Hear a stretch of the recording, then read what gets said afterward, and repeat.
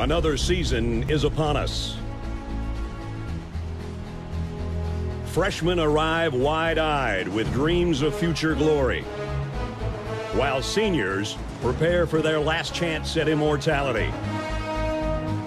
There are only a handful of these opportunities in a man's life, a handful of chances to distinguish yourself from the rest.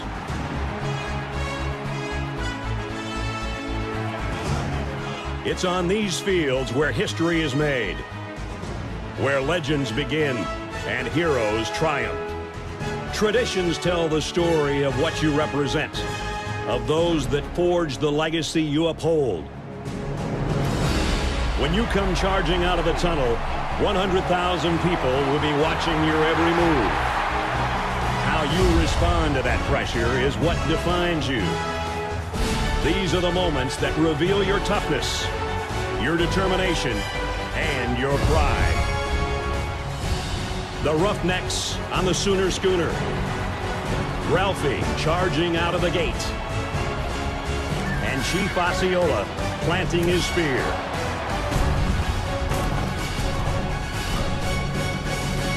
The time has come. Your time is now.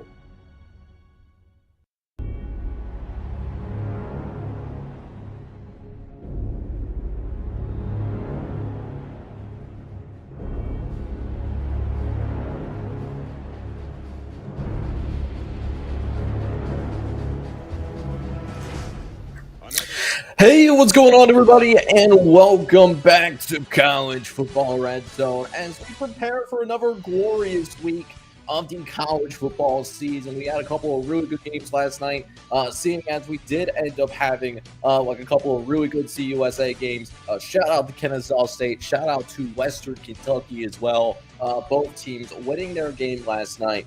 But the biggest reason why we are, in fact, here today is that we are going to go over not just the newest top 25 that was reached out and released by our friends over at Redshirt Sports, the official top 25 of College Football Red Zone.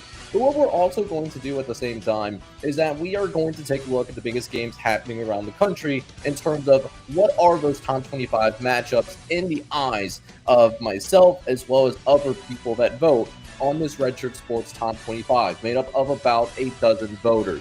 So really excited about the opportunity to get into the action here today. I hope you guys are excited for it as well. If you guys are real fast, make sure you go ahead and hit that like button, hit that subscribe button as well, as that does help grow the channel tremendously. And I also appreciate your patience for last night as well. I was going to originally stream last night, but what happened was we did end up losing power. However, the show must go on, and the show is certainly going to go on here today. With that being said, let's not go ahead and waste any more time now. Let's jump into what does that Redshirt Sports Top 25 look like as we embark on week number 9 of the 2025 college football season. So with that being said, this is what we currently have as of right now. So here's what we're looking at in terms of your top 25. At the very top, there shouldn't be too much of a surprise. At number 1, it's still Ohio State. Ohio State has been ranked number 1 in the nation since after the Texas game. They are the unanimous number 1 team, as in there is only one team receiving votes to being number 1 in the entire country. Out of the 12 voters, all 12 did pick Ohio State as number 1. They're coming off of a dominating victory against Wisconsin, pitching a shutout at the same time. What's also interesting, though, is that we do have a unanimous number 2 as well. So what I mean by that is that we do also have 12 voters that all unanimously agree that Indiana would be your second best team in the nation. So Indiana coming in, they got that nice win against Michigan State, able to handle business over there. And so Indiana is going to be your number 2 team in the country based upon that. Still undefeated, still have that signature win over Oregon.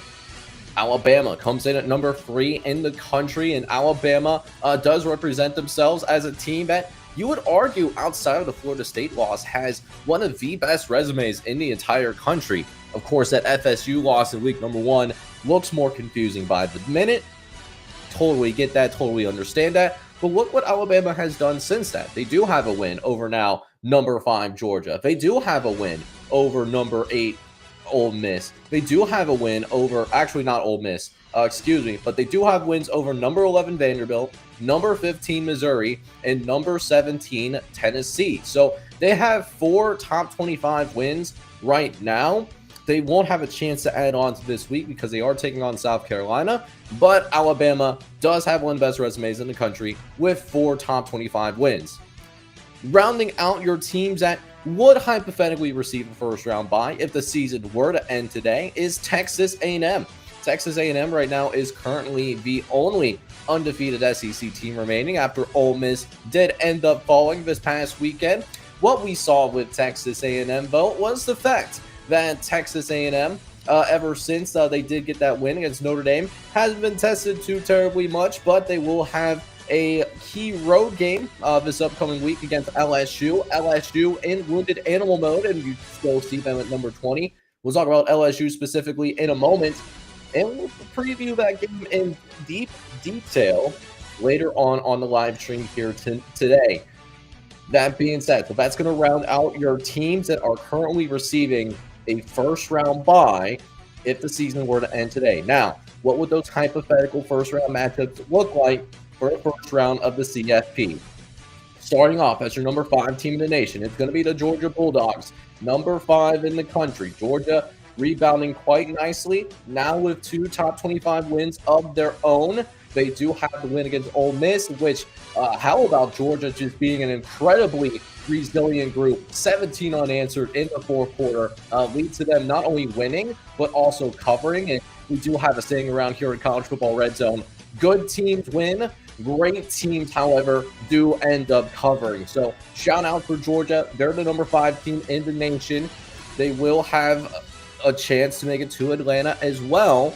As for who they would go up against, because of the fact that the current system is set up to where you would have a 7 at-larges and then 5 automatic bids for the top 5 conference champions. Right now, that 5th conference champion is USF. They're down there at number 18 in the nation, representing for the American Conference.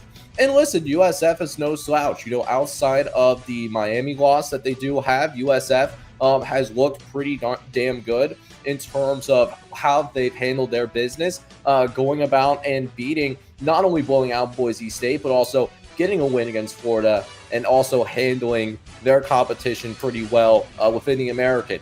They are taking on Memphis this upcoming weekend, though. Memphis in a wounded animal mode, so we'll see how USF handles that. That's going to be a really good telltale sign in terms of who's really a top dog in the American. Definitely a game to watch over in the G5. That being said, let's now go and talk about the 6 versus 11 matchup. Right now, number 6 is going to be Oregon. Oregon was pissed off about how they played against Indiana a couple of weeks ago. They took that out on Rutgers, where it was a skull drugging. They were flabbergasted. They were bamboozled. Every word in the book, Oregon really handled their business extraordinarily well. Making a cross-country road trip as well. Had some upset potential. That quickly died within the end of the first half. Who they would go up against, though, would be a really fascinating 6 versus 11 matchup. Oregon versus Vanderbilt. Vanderbilt coming off of a big-time win. Their win against LSU did catapult them up 7 spots. They're one of the higher risers within the Redshirt Sports Top 25.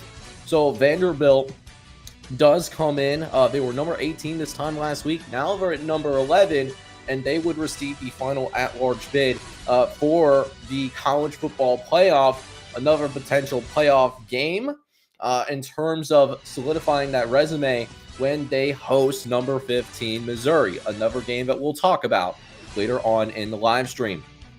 Meanwhile, we would have a battle of ACC teams potentially, although this would be subject to change because of the fact that, hey, we are going to maybe see Georgia Tech and Miami play in the ACC title game, even though Miami did lose to Louisville this last weekend. So Georgia Tech comes in at number 7. They were on upset alert against Duke, but Georgia Tech, it wasn't always the prettiest for 3 quarters, but they find a way to pull away, still undefeated. And I think that's incredibly hard to do, particularly in this era of college football where across the board teams tend to be a little bit thinner.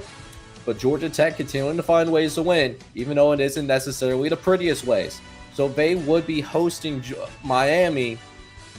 We'll see how that continues to play out. Miami, a loss to Louisville. It was a crushing loss, but, it was one of those games where you look at that as, hey, Carson Beck had one of his worst games of his entire college career, throwing 4 interceptions. That is a career high for him. Not a career high that he probably doesn't want to set anytime soon. And yet, even with those 4 interceptions, Miami did have a chance to come back, win that game. They just couldn't get it done. They just could not get it done, make those plays. Huge credit to Jeff Brom. Jeff Brom earned that win, but at the same time, Miami shot themselves in the foot way too many times. So Miami currently sitting as your number 10 team in the nation, and then Georgia Tech, your 7. So it would be Georgia Tech versus Miami again if the season did end today. Finally, your 8 versus 9 matchup would be Ole Miss at number 8. Ole Miss did fall tremendously with the loss to Georgia. Again, it was a situation where Ole Miss was in a position to win. They did end up blowing it in the 4th quarter with those 17 unanswered, as we talked about. But they still only have 1 loss, and that loss is still in the SEC. But again, it's one of those games where you look at that, and you got to tell yourself, hey, Ole Miss still has all of their goals in front of them. They'll have a key game against Oklahoma, who's down at number 14, a game that we will talk about later on the live stream today. How about BYU, though? Winning the Holy War. And they're going to come in now as your number 9 team in the nation. Gutsy win for BYU. A game that could have legitimately gone in either direction. And because of that, BYU found himself in the top 10. And yet somehow I can't help but think, is BYU like an underrated team somehow, even though they are here at number 9? I think that is a valid question, given the fact that they are undefeated still, which again is really difficult to do. They play extremely well together. One of those teams that's better than the sum of its parts to a degree. So BYU finds itself at number 9. They would go on the road and play Ole Miss in Oxford, Mississippi. Will be kind of a clash of cultures between Lane Kiffin and that BYU coaching staff, who's the head coach's name kind of escapes me. I know it's long and hard to pronounce, to be honest with you. Now, as for the rest of your top 25, I'm going to try to go a little bit faster now. So Texas Tech is going to check in at number 12 after losing on the road last week to Arizona State, which does give Arizona State an opportunity to be ranked once again. They check in at number 24. I will say this about Texas Tech, though. I still believe that this is a top 10 team. The fact that they fell as far as, I guess, like they dropped about as many spots as Miami did. I don't fully agree with that, given the fact that Texas Tech did go on the road and they were playing with a backup quarterback. And yet Texas Tech, another one of those teams that, had a shot to win that game with 30 seconds left. Sam Levitt led an incredible game-winning drive, though. Miami, on the other hand, they were coming off a bye. They were a 2-touchdown favorite, and they were at home, and they lost. So I think, Texas Tech, again, I still think they are a top 10 team. But, they have a chance to get back on the horse. We'll see if they respond against Oklahoma State. Could be a letdown spot, but we'll see. Notre Dame hanging around here, your highest ranked 2-loss team in the nation at number 13 in the nation. We will not be seeing them play this week. They are on bye, but definitely, always thought that they were a top 15 team, even though they were off to an 0-2 start. Because look, they played against Texas A&M and Miami, who are still top 10 teams, even with the loss that Miami took. Miami was number 2 prior to the last game, and they lost by a combined 4 points. So I've always thought Notre Dame was a top 15 team. Like to see the correction here, seeing Notre Dame at 13. Oklahoma respond nicely. They're now at number 14 in the nation. They got a nice win against South Carolina, a good bounce back game after losing the Red River Showdown. Missouri comes in at number 15 in the nation. Mizzou going to travel to play against Vanderbilt out in Nashville. It's going to be a key SEC matchup. Again, really can't wait to preview that game later. Virginia, one of the darlings of the ACC, they check in at number 16 in the nation. Virginia only has that one loss against NC State, but because that game counted as a non-conference game. Virginia still undefeated in ACC play, so huge shout out to the Virginia Cavaliers. We'll see if they can continue their climb moving forward. At number 17, I got the Tennessee Volunteers. They fell 5 spots, and it really makes you wonder, is Tennessee a one-trick pony, right? Because you look at this Tennessee Volunteers team, they know how to put points up on the board, but they ran into a defense that, they still able to find a way to get some points on the board, but they were slowed down just enough. They have not shown that they can win against high-level competition outside of a shootout, and even if it gets into a shootout, it's not fully guaranteed that they would go and win the game. The Georgia game is a perfect example of that. So Tennessee, a one-trick pony. They do have a chance to bounce back. I believe they play against Mississippi State this weekend, which is a feisty team in their own right. Talked about USF already at number 18. They are going to be your G5 representative. 19 is the Louisville Cardinals. The Cardinals getting that big win against Miami. So that's how Louisville does get into the top 20. Well, I understand them being behind Virginia, but maybe it's an overarching conversation. Does Virginia and Louisville both should get a little bit more conversation in the top 10? Because think about what their only loss is to Virginia, and that's into double overtime, right? While Virginia, they have the nice win, some nice resume building stuff. Florida State was a nice win at the time. I know it's not considered a ranked win now, but I think Virginia and Louisville should have more consideration to being top 10 teams. At the very least, I do think Louisville should be ahead of Miami to respect that head-to-head, and then Virginia, by default, I think should also have some top 10 consideration as well, because I'm a big head-to-head guy personally. LSU finds itself at number 20. They're going to be in wounded animal mode. We'll see if they can pull the upset off against Texas A&M. Could be playing for their last gasp there in terms of making it to Atlanta as well as the college football playoff. So we'll see what happens to LSU there. They're now at 20. They fell from number 11, which is where they were last week. At number 21, Cincinnati Bearcats. My Cincinnati Bearcats, one of my favorite teams. Love to see that they continue to get some respect. Got to play against a solid team in Baylor after the blowout against Oklahoma State. But Cincinnati does have that game at home. We'll see if the Bearcats can continue to find ways to win and continue to climb up this Redshirt Sports Top 25. Texas is number 22. I really don't know what to think of Texas. We saw them play extremely well against Oklahoma this past a couple of weeks ago, but then they really struggle against Kentucky. Kentucky, a team that I think we could all agree is the worst team in the SEC, and it took overtime for them to beat them. So I really don't know what to expect from Texas on a week-to-week basis. I'm going to be honest with you on that one. And then last few teams that we have, Illinois at 23. Illinois doesn't have that bad of a resume, man. They got a nice win against USC. Really, only 2 losses are to the number 1 and number 2 team in the nation. So welcome back, Illinois. They are ranked once again. Arizona State, obviously because of that win against Texas Tech, they're back in the top 25 as well. Welcome back. And then the team that is going to round out the top 25 is going to be the Michigan Wolverines. Welcome back, although I would argue that I would put USC in over Michigan here. The primary reason for that is we did see USC borderline dominate against Michigan in their head-to-head matchup, and I really do think head-to-head should matter.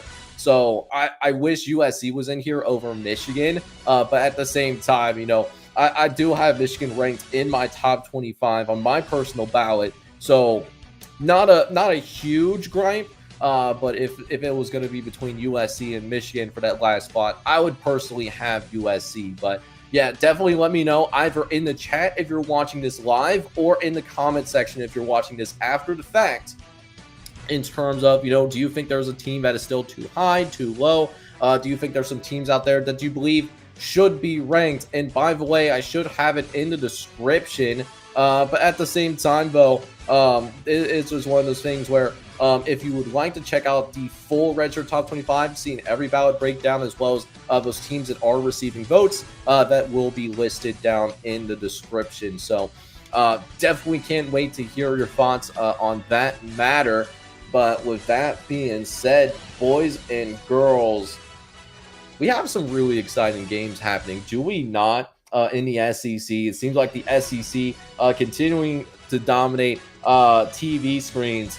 We have 3 top 25 matchups happening over the course of week number 9. And all 3 of those games are in fact happening in the confines of the SEC.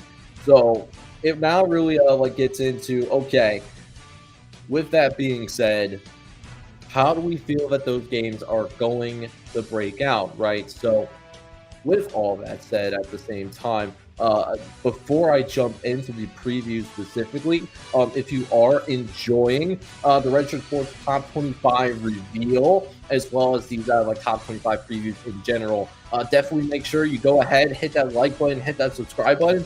Again, it only takes a couple of moments to do if you're on YouTube. If you're watching this on Twitch, definitely appreciate it if you hit the follow button over on Twitch. Would truly appreciate that from the bottom of my heart. With that being said, though, let's go ahead and jump back into it. 3 top 25 games, all of which are happening in the SEC. Let's go ahead and jump into those SEC previews right about now. And the first game that we do have is going to be kicking off at noon Eastern over on ABC. Probably the top game that we have that will be, in fact, be featured on College Football Red Zone this Saturday. With that being said, we have number 8 Ole Miss traveling to Norman, Oklahoma to take on the number 14 ranked Oklahoma Sooners in a marquee top 15 class that's going to have some major SEC implications. So as of right now, we're looking at how does this Ole Miss team respond first and foremost? Obviously, what we saw from the Georgia game, we know that this offense is extremely good from Ole Miss. We have seen them put up close to 38 points a game. They are very capable of scoring on just about anybody that they've ran up against, with the one exception being the LSU defense, which that LSU defense, maybe not an elite outfit, but still a very good defensive unit. So we know that the offense can scale up. And a big reason for that is this is a extremely well-balanced offense, obviously, with Trinidad Chambliss leading the way. He's been really good for them this year, over 1,500 passing yards, took over for an injured Austin Simmons. And the thing is, the crazy part is that, Austin Simmons, when he was playing, he really was not that bad at all. It's just that Trinidad Chambliss, he just has taken over this job full-fledgedly. It does help that he does have a pretty good running game to complement him as well. A running game that is averaging over 180 yards. So you guys already know this. I am not at all concerned about the offensive attack for Ole Miss, even though it is going up against a really strong defensive unit in the Oklahoma Sooners, who is really strong in its own right. But I think the more fascinating matchup, I think, is going to be between the Ole Miss defense versus the Oklahoma offense. For Ole Miss defensively, right? Looking at Ole Miss defensively, are we going to see the good Ole Miss defense, or are we going to see the bad and whole-like defense that we kind of saw in the Georgia game, right? As well as saw in a couple of other moments as well, right? So that's really going to be the $1 million question, because I think the defense is still a little bit too inconsistent for me. Because there's been times that they put together some really incredible performances versus even average teams, right? Or above average teams, or teams that are still getting CFP consideration, like Tulane, for example. They played pretty well. LSU, they did their thing. But, some other moments where, we got some concerns, right? They gave up 35 to Arkansas, and this was before Sam Pittman was even fired. And then they also just gave up 43 last week to Georgia. So, really, which Oklahoma defense, which one is going to show up? That's going to be my $1 million question here in terms of what we see from this particular team, right? Is going to be that kind of action. With that being said, though, on the opposite end, we obviously know that Oklahoma's defense is really good. It's an elite team with like giving up less than 10 points per game. They generate turnover takeaways at a relatively high ranking, and also like able to get to the quarterback pretty well as well. So, maybe can they get Trinidad Chambliss a little bit off balance? But really, my thing with Oklahoma at the same time, though, is we know what John Mateer is, and we know John Mateer, he has done some incredible work this year in his own right, over 1,500 passing yards. But at the same time, though, can he get enough help from his running game? And what I mean by that is, can the running game at least be effective enough in terms of getting to a point outside of John Mateer where you're going to be able to move forward and at least make Ole Miss think about the run, something that they can actively think about, right? Because the last couple of games, John Mateer has not ran the ball very effectively. I believe in his last couple of games, he's ran it for 22 carries, only 19 yards as a result of it. So John Mateer cannot always put the Superman cape on, even though, especially now that he's still technically recovering from his previous injuries, right? That's something to really watch out for. Really big, I think it's going to be what Josh Pate would call as a padlock stat, is 3.5.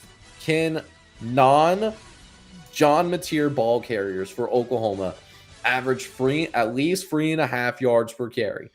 If they can average at least 3.5 yards per carry, then I think Oklahoma, they're going to be in business offensively and be able to, create more passing lanes for John Mateer, because they do have to at least respect the run and put an extra person in the box and create a little bit more space on the perimeter as a result of that. So that's a number you really need to look for, especially in that noon matchup.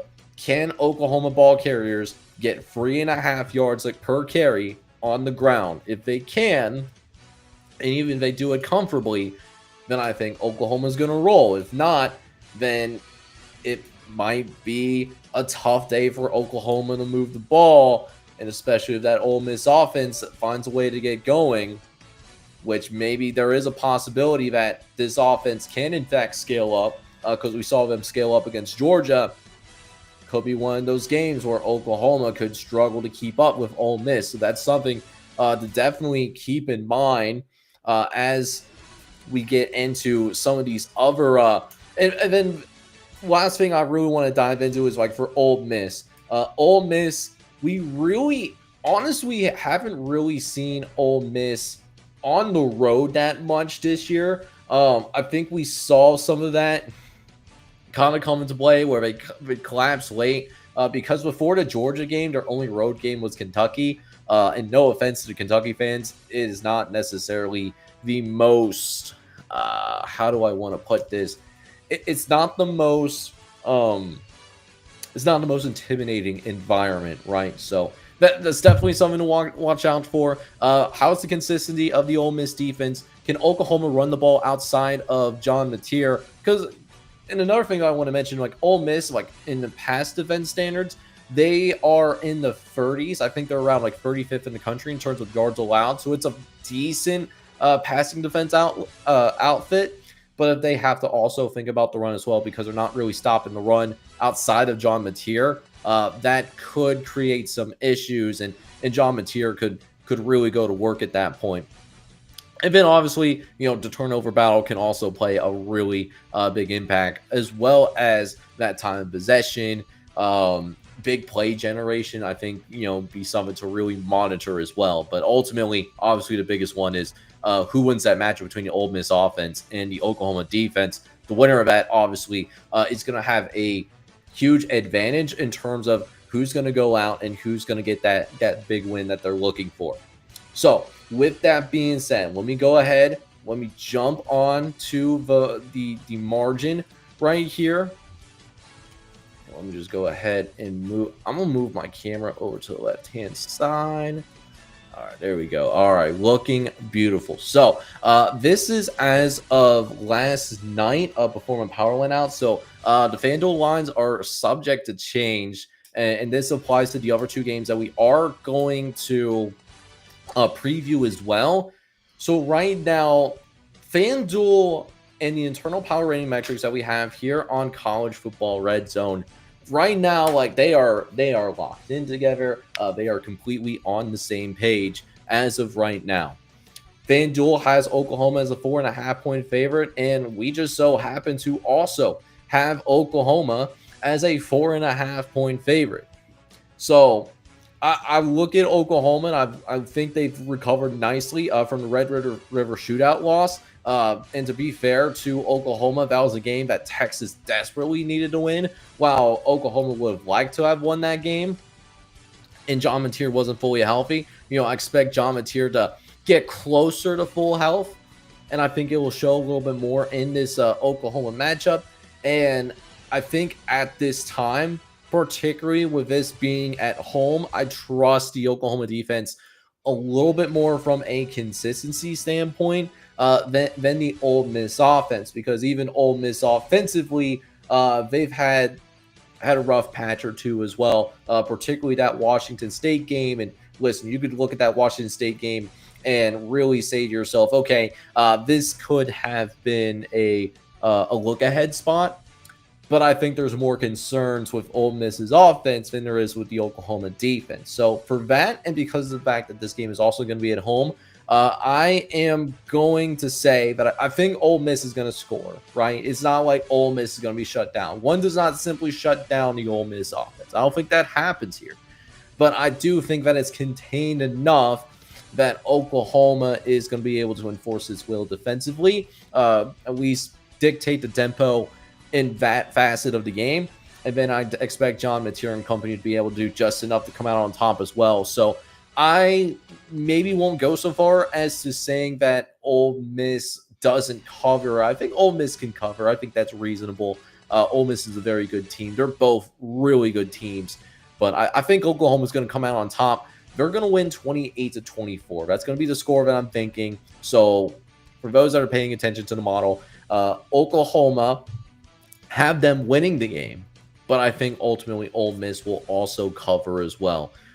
Two evenly matched teams, and it's going to apply to the other two matchups that we have moving forward. But I have a little bit more confidence in the what would you would call? I have more confidence in Oklahoma than Ole Miss at this time. All right, guys, so that does mean that we have a couple of more games, and the fun does not simply stop like in the noon window, obviously, because what we are going to see as well is, first of all, shout out to the TV networks being able to stack these games, having at least one top 25 matchup in the three major windows, one at noon, one at 3:30, and then another one at 7:30. But before I get into that, let me just go ahead and take a sip real fast. Got to make sure I stay hydrated during times like these. We got two more games left. You'll love to see it. So let's go ahead and jump into that next one. And just so happens that it also, just like that Oklahoma Ole Miss game that we talked about, this one just so happens to also be a top 15 matchup as well. All right, so number 15, Missouri, is going to make the trip up to Nashville, Tennessee, the site of the Josh Pate College Football Show, and take on number 11, Vanderbilt, in First Bank Stadium in Nashville, Tennessee. A 3:30 kickoff that we will end up seeing going down over on ESPN. Now, with that being said, Missouri does come into this game. A lot of talk about their defense, like in the preseason, but the offense has been putting together some really good work as well. A relatively well-balanced team for the Missouri Tigers, as their offense has taken a nice step forward, averaging 39 points per game, which is good for 12th in the nation as a top 15 offensive output. Whereas defensively, they're actually slightly worse. They're number 16 in the country, but still top 20 for both offense and defense. That's, it's going to put you in a position to where, hey, maybe you are going to be a national contender after all. But at the same time, though, I do have worries, at least for the Missouri team, about its ability to scale up moving forward, just because of what we saw in the last couple of weeks. And it's not just it's not even necessarily just the Alabama loss that we saw unfold right before our eyes.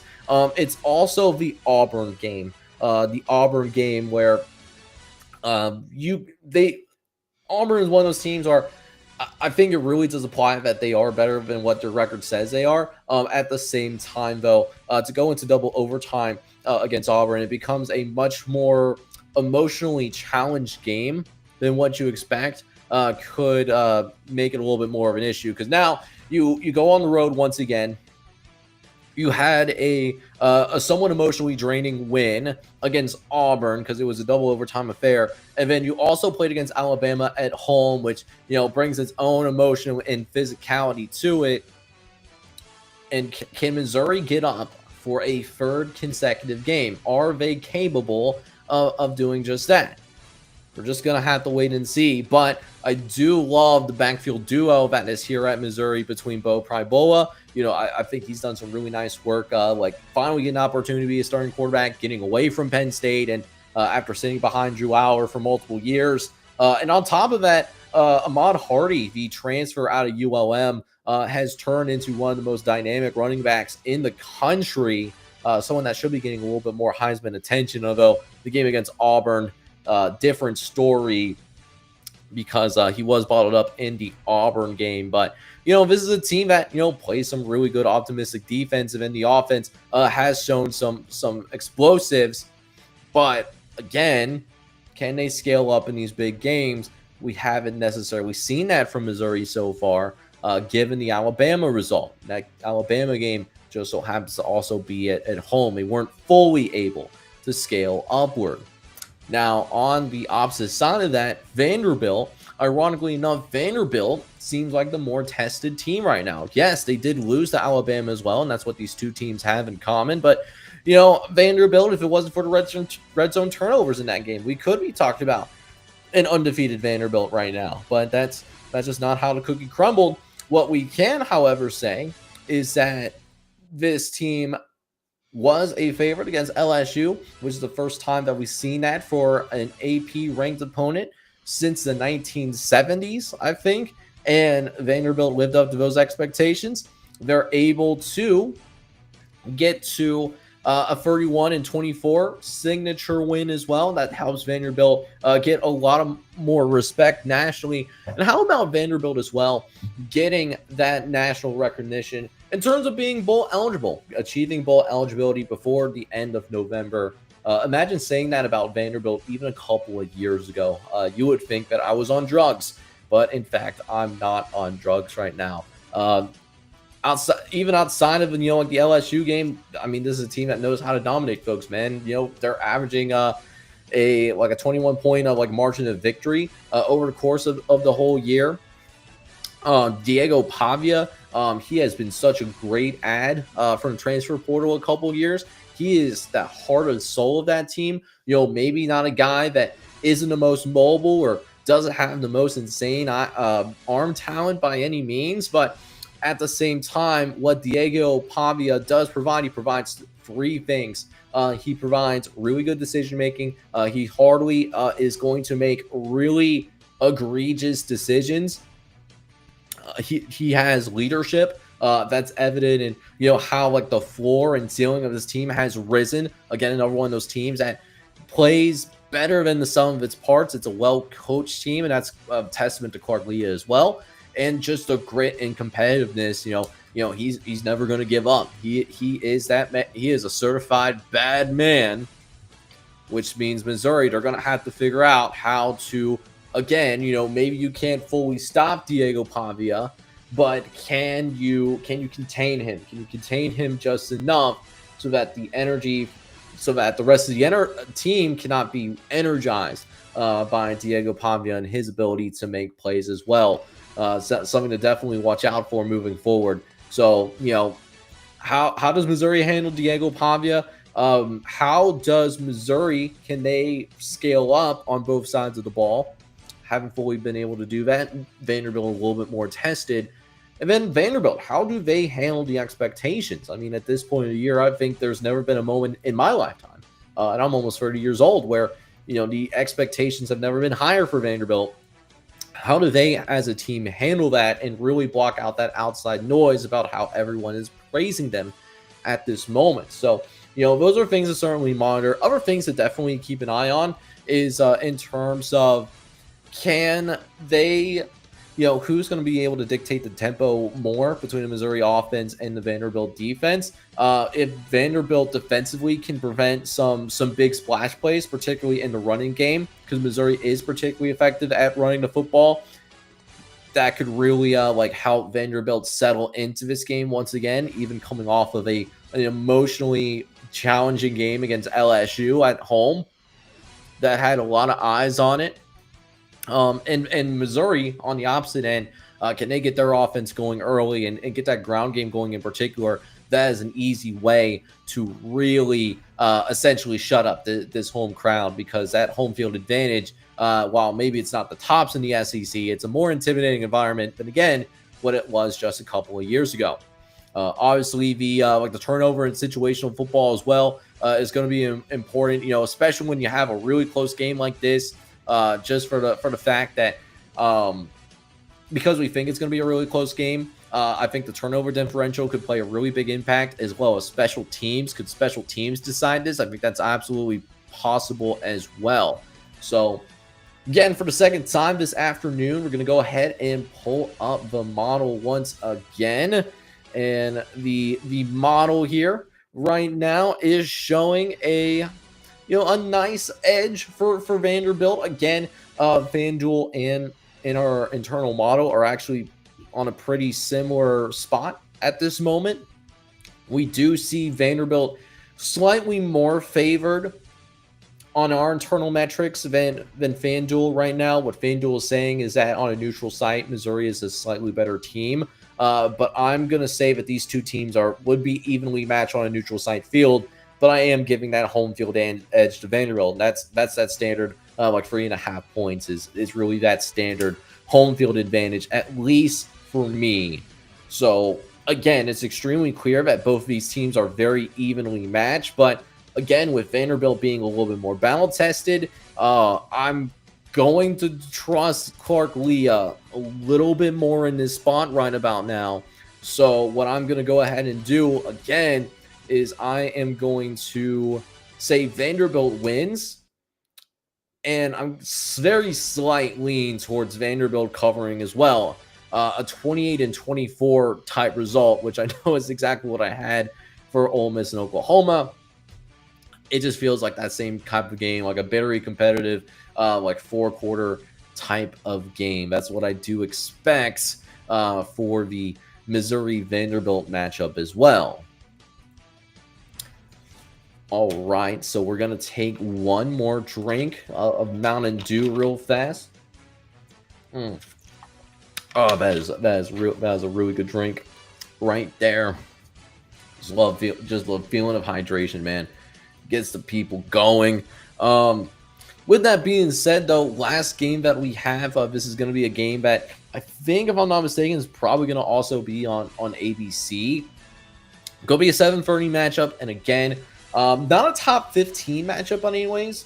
That ship has sailed because of the LSU result, but it's still a top 20 matchup though, right? You got Texas A&M and LSU getting ready to go at it against one another.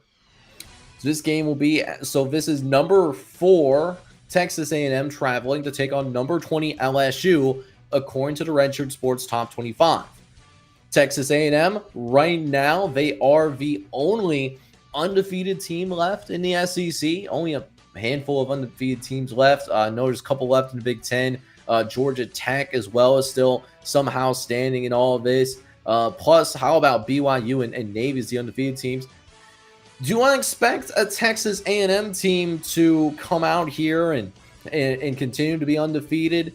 I don't know. I'll know if we are going to see an undefeated SEC team. I would really know. Now, does that mean that I think they're going to necessarily lose this game? I'm not exactly sure either, right? So for Texas A&M, they definitely had one of the most dominating starts of 2025.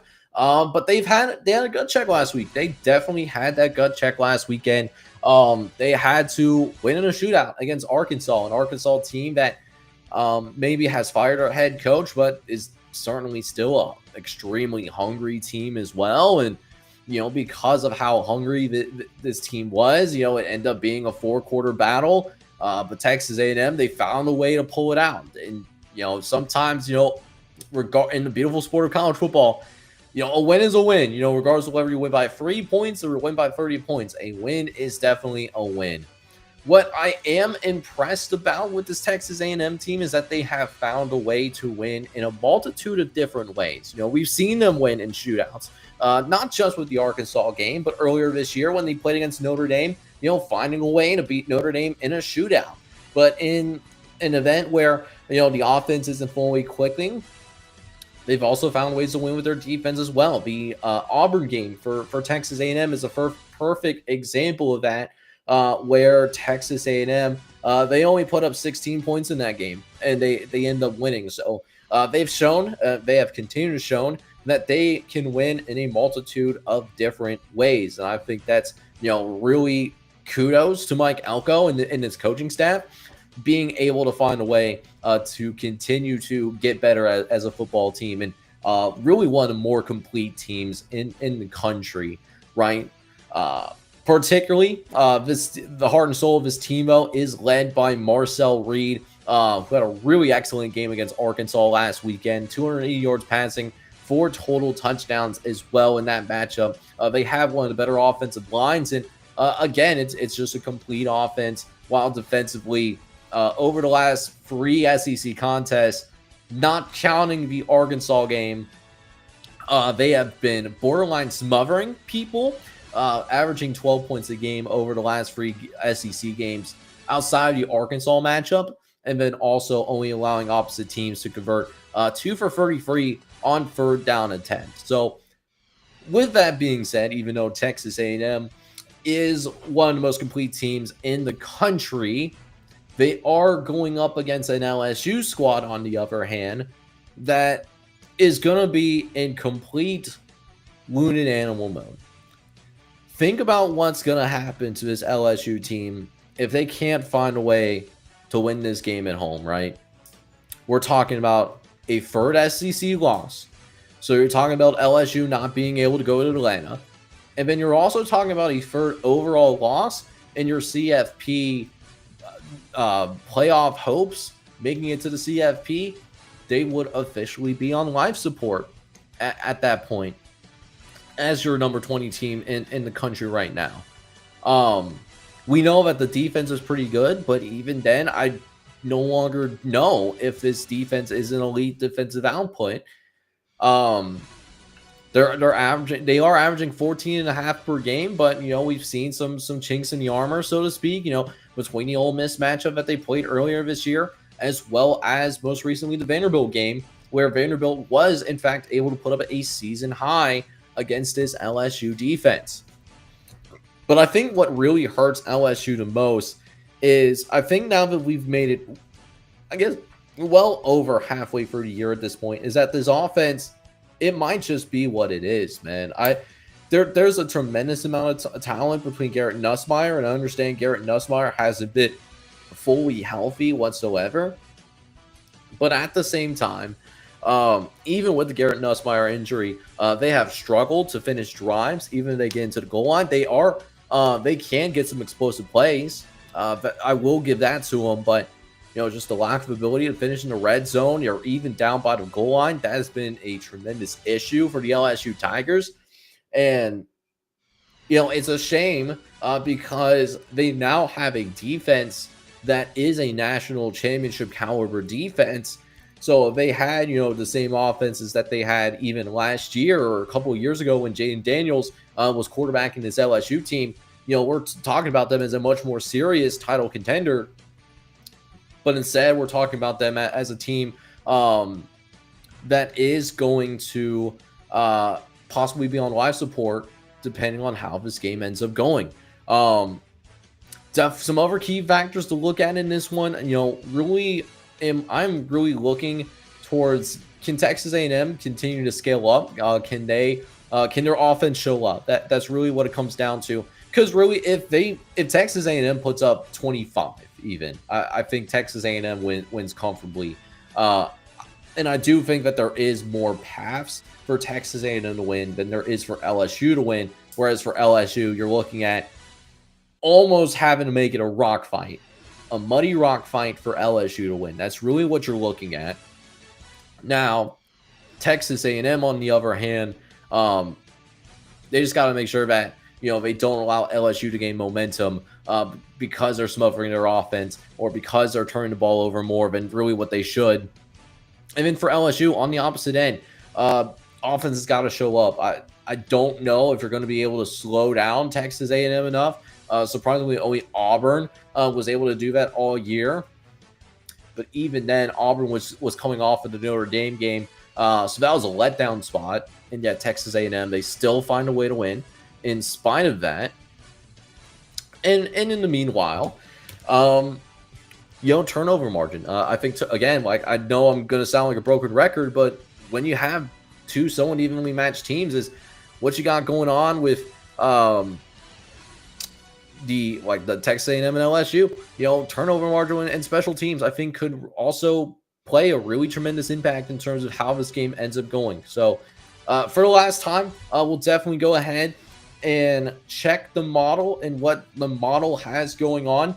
So this is the first time where, at least for this week, in terms of our major games, where my internal metrics are actually saying that the wrong team is favored. So right now, Texas A&M is a very short favorite at 2.5 points, whereas my internal metrics are saying that LSU actually should be a 1.5 point favorite.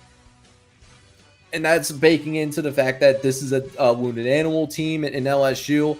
This is a team that really has its backs against the wall, not only as the physical team itself, but I know Brian Kelly, he's might be feeling a little bit more heat as well. So that's where that's coming from and why LSU is a favorite. Just the pure desperation. And there still is a lot of talent on that LSU sideline. It's just that talent has not been fully utilized, at least not yet anyways, right? That being said, even though this is going to be the type of game where obviously Texas A&M would like to win the game and would want to win the game, obviously, LSU needs to win this game. And even though this game is a night game, inbound in Baton Rouge, and Brian Kelly has done a tremendous job winning in his home building for your night games. I believe their record is 20-1. I don't necessarily think that is going to matter. I trust Mike Elko far more than I trust Brian Kelly. I think that Texas A&M has more paths to win than LSU. So even though earlier this week, when I did my initial prediction show for week number 9 a couple of days ago, and I had LSU pulling this upset off, the more that I thought about it over the last couple of days, the more that I sat there and I thought to myself, Texas A&M just has a lot more paths to win this game than LSU does. And so because of all that, I'm going to flip my pick here. I'm actually going to disagree with the model here.